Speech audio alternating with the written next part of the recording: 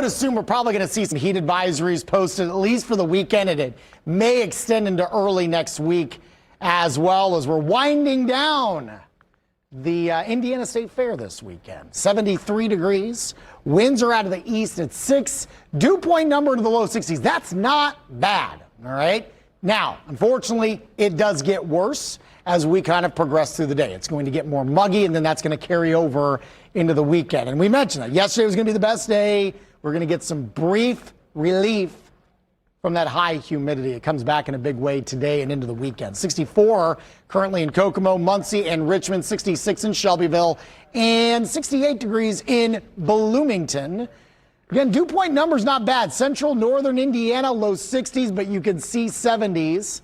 Down around Louisville, St. Louis are close to, and all of that is starting to funnel in to the north and east. All right, so we'll get that drier air out of here, unfortunately. This frontal system is moving down to the south.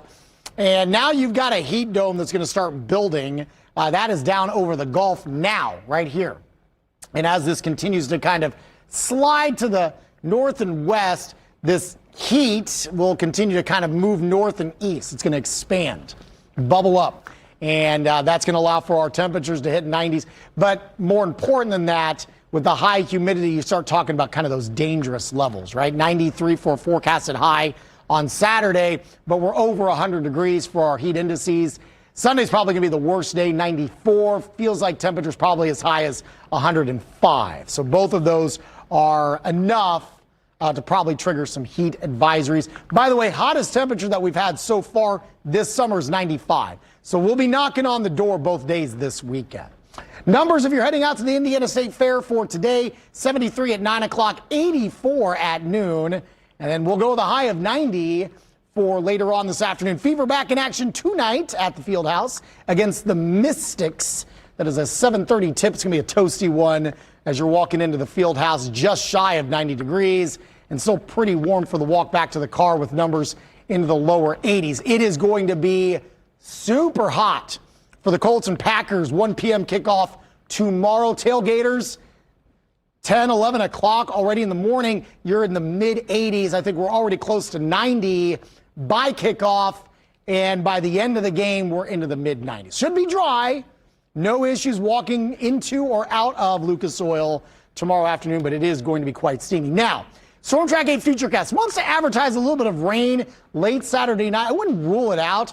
You're going to get several waves coming out of the north and west, and that they may hang on to bring some rain. I think best chances would be in northern Indiana. Same thing applies for Sunday.